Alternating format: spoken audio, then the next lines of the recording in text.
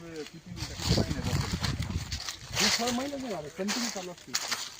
किती दिवसांनी? लागवड त्यानंतर पहिल्या 6 महिन्यामध्ये फुलं लागतात, तिथून पुढं शेंगा सेट होतात आणि 8व्या महिन्यापासून कंटिन्यू चालू होतं. मध्ये फक्त 1 महिना थोडासा गॅप पडतो, तर त्या पिरियडमध्ये फुलं नसतात, परत फुलं लागतात. या पिकाचं वैशिष्ट्य असं आहे, समजा इथं आपण बसलो ना, आता गारपीट झाली, पूर्ण फुलं खाली पडतील, 15 दिवस थांबले तर परत फुलं येतील.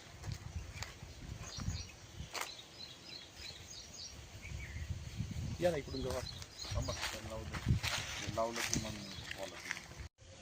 प्रगतशील शेतकरी सचिन भाऊ होळकर यांच्या शेतावर आलेलो आहे. ते कायम काही ना काही प्रयोग करत असतात आणि कृतिशील प्रयोगातून शेती तयार करत असतात. आज त्यांच्या शेंगाच्या शेतामध्ये आलेलो आहे. आता ही शेती सुद्धा तुम्ही बरेच वर्षापासून करताय, जवळजवळ किती वर्ष आली? मला झाले असेल 15-20 वर्ष आले. 15-20 वर्षापासून शेवग्याचं ते पीक घेत आहेत.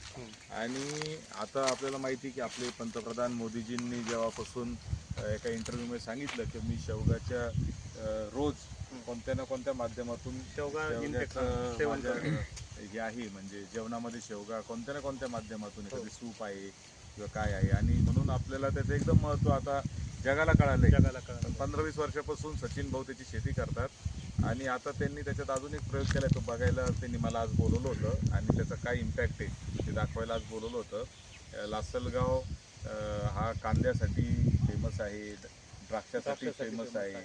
त्याच्यात तुम्ही शेवगा करून वेगवेगळे प्रयोग करता, हे पण एक विशेष आहे. कारण तसं पाहिलं तर तुमच्यासारख्या सगळ्या बागायतदारांना मोठ्या पिकाची सवय लागली आहे, द्राक्षासारखी एक्सपोर्ट. ॲक्च्युअली आमच्याकडे पण द्राक्ष होती आणि आता काही द्राक्ष काढली. इथं जिथं आपण आता उभा आहोत तिथं अगोदर डाळिंबाचं क्षेत्र होतं. 5-6 वर्ष आपण डाळिंब घेतलं इथं. डाळिंब यशस्वी झाला, पण पिकाची फेरपालट करावी असं आपण नेहमी सातत्याने सांगत असतो कृषी क्षेत्रात. त्या अनुषंगाने हा माझा तसा 4था प्लॉट आहे. वेगवेगळ्या क्षेत्रावर मी शेवगा करत गेलो, आज इथं आलो. हे बी आपण कोइंबतूर विद्यापीठाची PKM1 जातीची व्हरायटी आहे. विद्यापीठातून कोइंबतूर विद्यापीठाची PKM1 ही व्हरायटी आहे. आणि भारतात जास्त शेवगा, दक्षिण भारतामध्ये शेवगा जास्त पिकतो. या शेवग्याचं एक वैशिष्ट्य असं आहे, शेंगामध्ये कॅल्शियम मोठ्या प्रमाणात असतं, पण शेवग्याच्या फांद्या कमकुवत असतात. म्हणजे माणसाचे हाडं ते भक्कम करतात, पण स्वतःच्या फांद्या ठिसूळ असतात. म्हणून शेवग्याचं झाड घरासमोर लावू नये. ते कॅल्शियम सगळं त्या शेंगांमध्ये कॅल्शियम जातं आणि स्वतः कॅल्शियमला रिवर्स असतात. म्हणजे फांदी अगदी तुम्ही इझिली असं केलं तर लगेच फांदी तुटून जाईल शेवग्याची. पण त्याचा बेनिफिट मानवी शरीराला खूप मोठ्या प्रमाणात आहे. समोर का लावू नये म्हणतात? त्याचं कारण एकच होतं की लहान मुलं पूर्वी ज्यावेळेस झाडावर खेळायची तर ती पडून त्यांना इजा होऊ नये.